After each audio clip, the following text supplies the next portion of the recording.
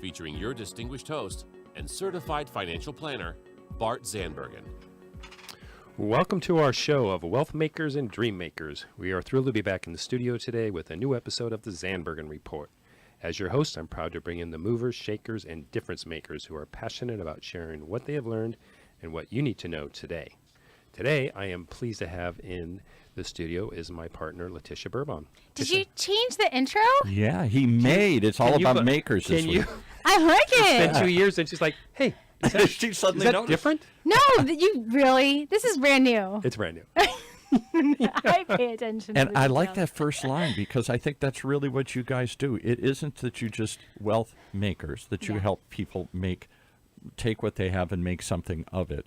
But it's dream makers, because once you make enough wealth, once you are stable, then you are able to dream. Dream. So That's great. right. Love it. So that's a work in process, but not bad, right? Yeah, I like it. Okay, good. Good. Thanks for joining us. Yeah. No, see, nobody even knows. I came running in. They don't even know that she was here 10 seconds before we went on the air. Heels in hand, Heels in running hand. through the parking lot. It's Yeah. raining here. Yeah, great. So, Paul, every once in a while we do have to get serious. Yes. And we talk about something that's very financial and very serious. And as luck would have it, we had some new laws come into play. And we have something called the Secure Act. So, Paul, Secure is actually an acronym. Did you know that? I did not know that. And before you tell me what it stands for, when you told me today's show, I had to look it up, because here I am of that age range. It has to do with, aging people and when you take money out and stuff here. And I don't think that's really been in the news. I haven't heard anybody talking about Secure Act. I don't see it on the front page of the paper. They're talking about other new laws that have taken effect, but that's not number one on the list. Well, you've got to change the papers you read. Yeah, no, I think so, really. But am I mistaken, or did I just miss it? I don't think it's been, I think it's a big change, but I don't think it's been well documented or well discussed, so I look forward to it today. I think it's been more publicized in our industry and our industry publications than it has been with the general public. But I wonder if your general clientele is as aware of it as you guys are. I mean, I know that's the purpose of today's show, to teach them, but yeah. We're working on it. And today's, we're just going to scratch the surface. We have an attorney coming in about a month to get really deep on some of these. But the kind of the higher level we're going to talk about today, which is how it affects retirement plans. But just to throw out there real quick, it passed through Congress in mid-December. So it's not like they finalized it at the end of December. So this is a new law, and it literally just took effect in January 1. So at the end of the day, you're probably not hearing it as much as because they just passed it through, and now it's just now finally taking effect. That must be it. But there are certain laws, not to verge into another murky area, but the change to the independent contractor rule. Oh boy, they've discussed that one like crazy in here. Yeah, that won't be under today's subject, because that's a show on itself, and that's a different type of attorney that will specialize in that. Right. So that one's got a lot of play. The Secure Act has not been one that's been well discussed. I don't think anybody's discussed it yet. So you're the first. Yay! All right. So Tish is actually going to run most of the show today, but I'm going to start with a quiz to you, Paul. Okay. All right. I love quizzes. So Pop quizzes. You made mention that you do have an IRA. We're not going to talk about it, whether it's inherited or not, but we'll go by old law, because you haven't even heard the new law yet. No. So what is the age that you have to start taking money out and start pay the government there? I believe it's 70. That was the old rule. So super close, but that's a no. Oh, really? Okay. Didn't you quiz me about a month ago, and Yeah. you had that great sound effect Oh, the for buzz? the nose? Right. Yeah. Okay. So right that's a there. no. The buzz. That's a no. So you got to buzz yourself. Buzz There we go. myself. All right. So the exact age is very, very odd, 70 1/2. Oh, I didn't know that. Okay. So the new law raises that to age 72. So you can wait till 72 to take some of it out. Yeah. And there No, is... but wait. Let me rephrase what you just said. You have to start taking it out at age 72. You can wait till 72 until you have to start taking it out. Correct.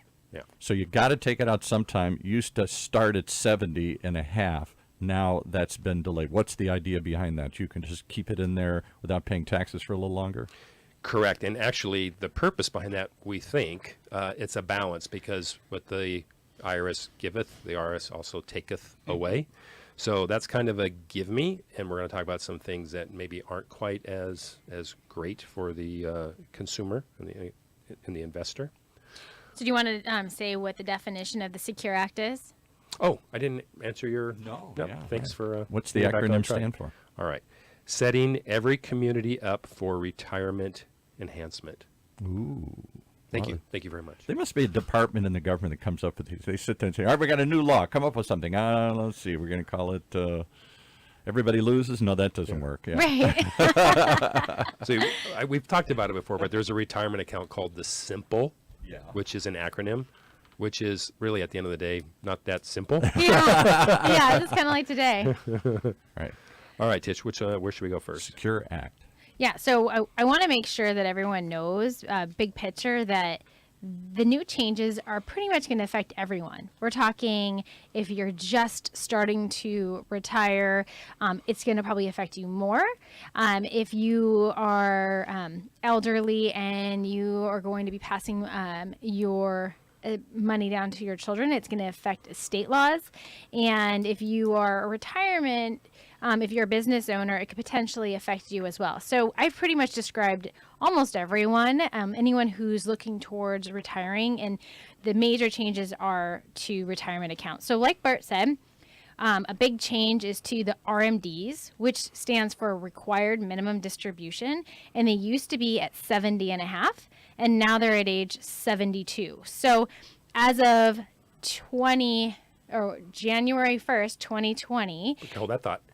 So when the person dies or when the beneficiary Or no, receives- I'm not even talking Oh, we're about just talking that. regular IRAs. Never mind. Go ahead. Sorry. Okay, so I'm going to make it clear real quick. Very sorry. On RMDs, so required minimum distribution. So let me take a step back. So that's basically an IRA account. And when you turn, like Bart said earlier, 72 now, then you have to start taking a required minimum distribution from your account. And so And you're going to tell us how much? Or? No, I'm not, because formula. it's a whole formula that the IRS sets, and it's based on the account balance the year prior. So on the 12/31 of the year prior, that's going to, when I say 12/31, the last day of the year, that sets the value that they have to use based on that formula to take money out. It's complicated. And where would you find this formula? How would you know how much to take? Because Bart alluded to it. I actually inherited a little IRA, not a lot. I Hold think that it's- thought on inherited. We're going to go there because that's a great point. I want to add to that. It's a different formula. Yeah. So as far as the traditional IRA taking money out, I want to add another element to that just to be aware of. So each account has its own formula. So that means, say you have account at XYZ Bank with an IRA, that will have a formula, and then you have another account at another bank, that'll have another formula. But at the end of the day, you have options to aggregate them all together to get a The total. banks have their own formula? If I'm No. going to be... Let me clarify. So it's the same formula, but it applies. It's pro rata per account. Great. And the factors of the formula are year-end balance, age of the IRA owner, life expectancy, and then an IRS factor. And it's the math of all those things that will determine what your annual distribution will be for that year. So it's a great time, if you're getting close to retirement, to reach out to your advisor, and they can kind of review your accounts with you and just make sure that you are up to date. So yeah, that's the answer to your question, Cole. So either your advisor or your bank or your custodian, wherever the money is, they have the formulas internally, and they can give you that number. Because until you mentioned this today, because I'm 60, I just turned 64, and my dad died 5-6 years ago and left, I don't know, it's not a lot, it's $25,000 or $30,000 in a IRA or something. And so that switched to my name, and it shows me as the beneficiary, shows him deceased and me the beneficiary, and it's just sat there in some account earning, I don't know, 2% or something here. Okay. And I didn't think it had to come out. It doesn't have to come out until I'm 72 now. So that's a right? great point. So the stretching rules have now also changed. So because that already, when did you inherit that IRA? 6 years ago. So my dad was in his 90s when he died. Okay. And he was taking so there wasn't much left. He'd been taking it out for 20 years. Okay. And so when he died, there was, I don't know, say $25,000 left that he hadn't taken out. And that went to me, and so I had to put it in my name. So Right. it's still, there's an account, and it still shows, his IRA him deceased and me as the beneficiary of that IRA, and it just sits there. It's just my little And you cash should be, account. and how that, go ahead. Okay, so you are subject to the old law, Paul. You have 3 choices. Your first choice is you could take it all out in lump sum. Door number And 1. then pay your taxes. Right. You could defer it all for 5 years. And then as long as at the end of the 5th year the balance is 0, you could do that. So you might be bumping up into that. Oh, because he died 6 years ago. Okay, so So was I supposed to start taking some of it out? I'm not going to say that you are subject to any jail time or anything, but Those are one of the you might wanna 2 check with options. your- There's one more option. yeah, there's one more option for you, and it's going to be different for for people this year. The third one is you could amortize it over your life expectancy. So every year, there's another formula where you take out a chunk, as long as it's equal installments over the rest of your life. You might be past that option. No one ever told me this. No one ever sent me anything or did anything. I wouldn't have. I just assumed it's now mine, and so it's I have till I thought 70, and then I know they changed it to It'll 70. follow your age. So that's a good point. But now let's pretend that we're fast forwarding. Say something happened and you inherited this IRA today.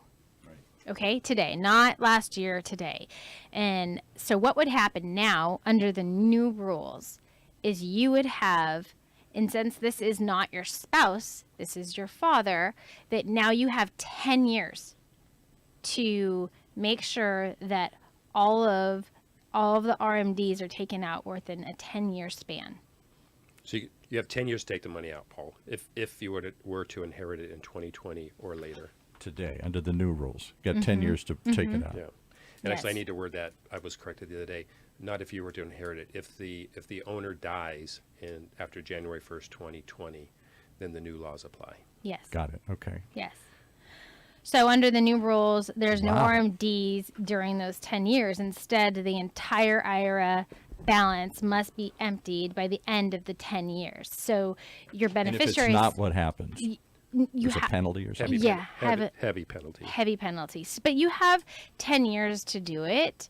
So you have some tax planning ideas. So for example, say you are going to retire in like 3 years, then you can plan it out that you maybe start taking that money in those 3 years. So there's a lot of different strategies, and you're going to start hearing this from estate attorneys and advisors that they want to review that with you when it comes to planning and different ways of doing that.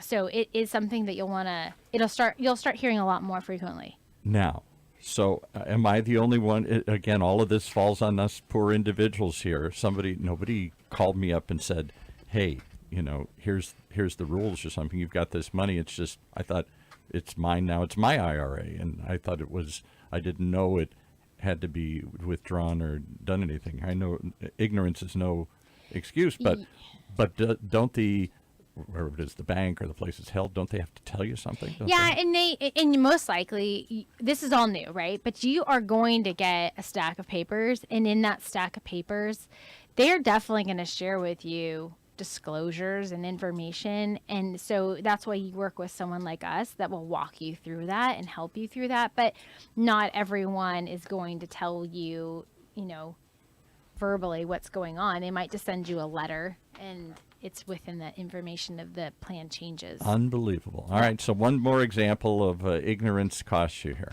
But you want to know, there is another exclusion, just to let you know with that. So if, say something happens and say your wife passes away and she has an IRA, you can still continue under the spousal to maintain the RMDs. So that over doesn't your have to be lifetime. taken out? Yeah, right. Oh, you have to take out the RMDs over your lifetime. So you'll have that exclusion still. So that's nice. Wow. There's a few other things that will be taken in consideration. So, and there's like the surviving spouse, which I just said, a minor child up to a majority, but not grandchildren. And if you have a disabled individual, and then and it has to be disabled under the IRS rules. That's really important. And chronically ill individuals, And then there's a couple other little ones that they have under their exclusions. So the older stretch rules will still apply to the ones that I just listed out. So Tish just said a word that's kind of a buzzword. Paul, you may or may not have heard this over the time. Those IRAs were once referred to as stretch IRAs because you could stretch out the distributions over your lifetime. Mm-hmm. So the new terminology is stretch IRAs do no longer apply except in those isolated incidences.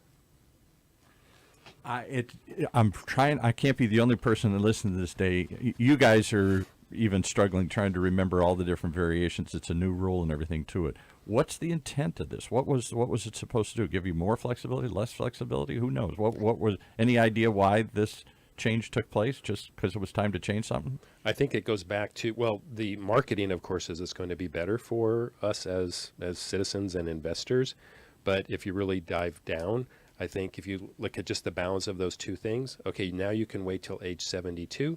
Okay, so the IRS maybe loses some money for a bit, right? Or it's deferred. 2 more years. Yeah, 2 years. Well, could be a big thing when you're talking about trillions of dollars. Yeah, right. Yeah. And on the other hand, we as investors or citizens have less time now to pay the IRS the taxes due on the IRA. So I think there is a They want the balancing act, taxes which now. I haven't done the math or the economics, but I got to believe that the government is in favor. Right, I'm sure they did. I'm sure they figured it out. So if you do, many of us are going to live to be 80s, 90s, beyond, or whatever here. We wanted to stretch it out into that period of time. Now you got to take it out quicker. Correct. Right. And which is take it out, meaning you got to pay the taxes on it. Right. Right. And let's just look at the fundamentals of that. That might be a burning question as to why does it matter? What do people care? Well, the kind of a fundamental of investing is defer, right? If you can defer your taxes, you have time to earn money on the money that you would have paid taxes on. So generally speaking, the longer you can defer, the better. And so they've removed some of that time period where we can continue to defer. So, for example, if an IRA owner dies in 2020 and leaves their IRA to their grandchildren, no matter what age, will be subject to the 10-year payout after death unless the grandchildren qualifies for a disabled or chronically ill. And most likely those will be listed in trust. So the government's going to get their money faster. Correct. Yeah. Mm-hmm.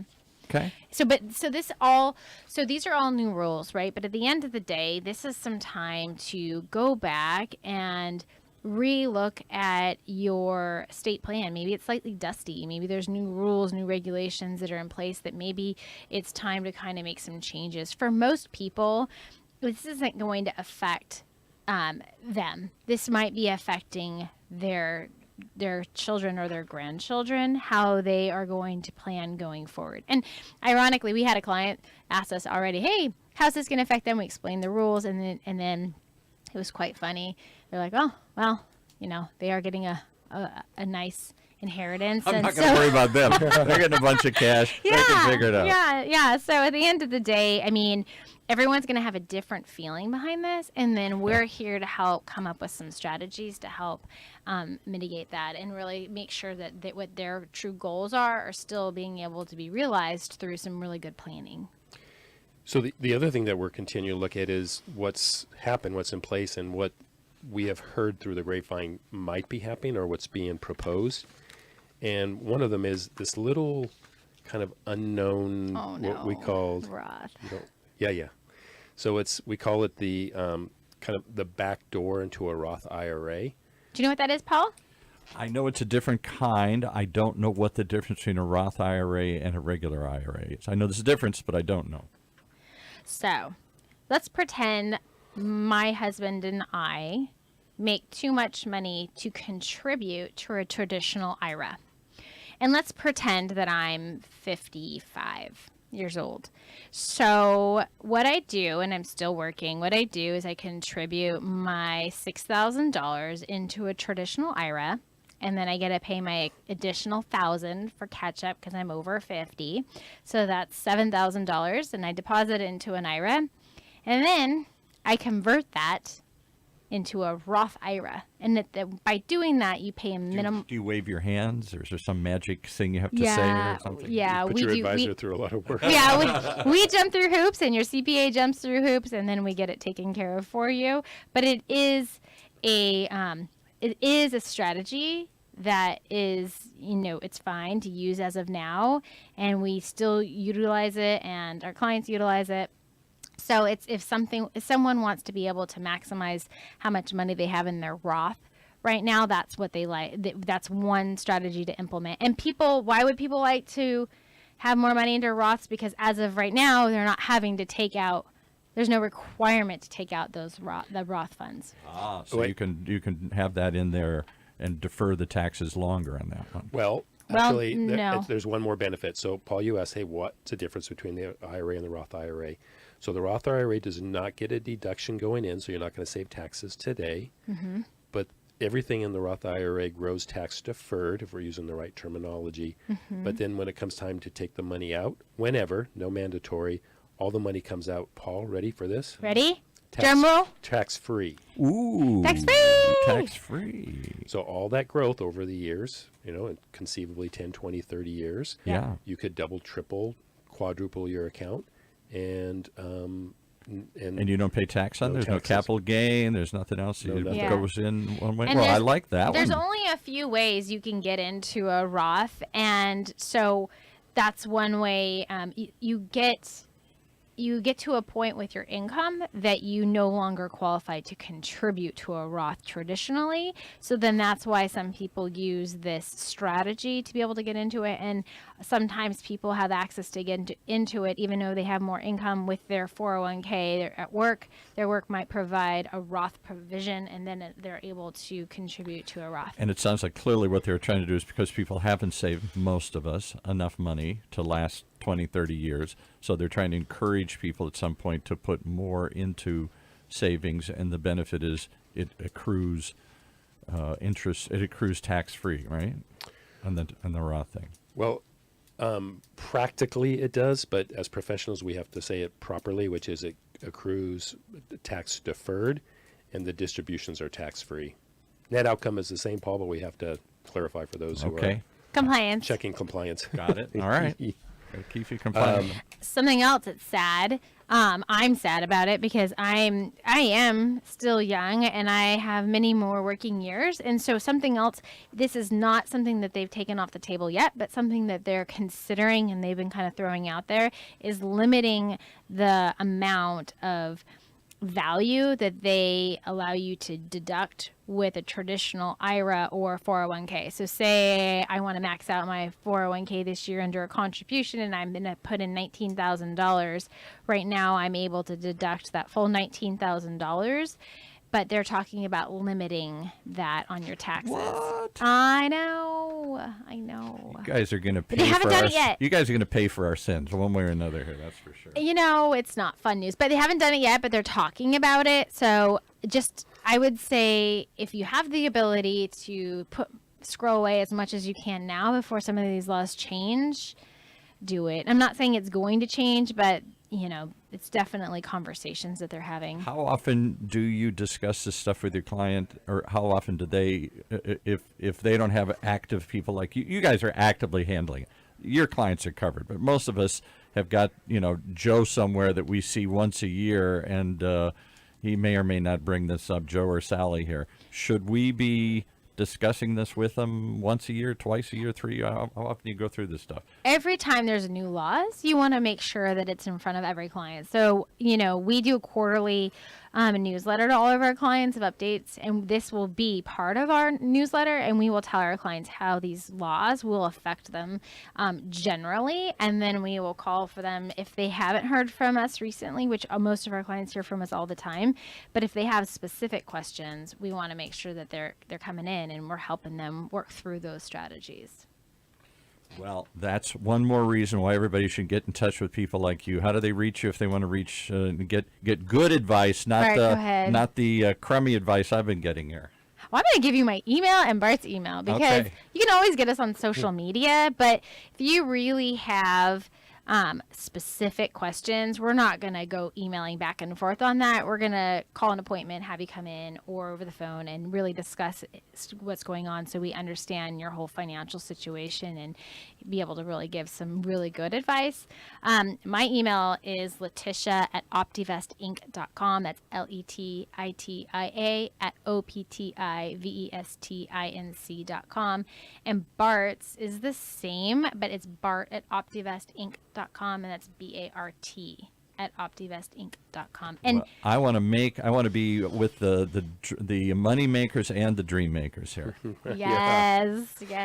I want to be with the problem makers. That's what Right. I've been with too long here. We have more. But We have so will- much more, but this is going to be a theme for Well, next week next week couple we should weeks. definitely Yeah. finish the rest of them because there's more changes. And Paul, you're going to hear more about what's going on in the. It really is. It makes these New retirement all the more changes. urgent. I know many of these shows are fun to listen to, but there is an urgency to listen to some of this stuff too, because these laws are confusing. Yeah, and they affect you, so it's good for you to be able to tune in and hear what's going on firsthand. All right, Paul, Letitia, thank you so much for contributing and running the show today. Yay! Thanks for letting me run in late. I probably got to take a back seat today, which was fun. I want to thank everyone who has tuned in, and we look forward to being in the studio next week. Cheers.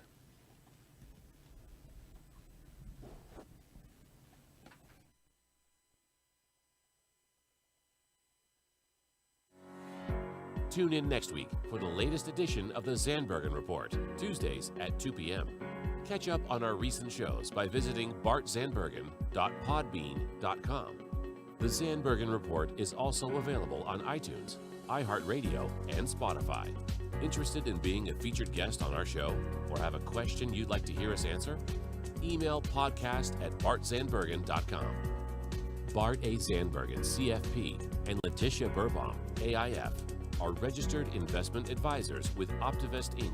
and registered representatives with Gramercy Securities Inc., member FINRA and SIPC. Investment advisory services are offered by Optivest Inc. under SEC registration.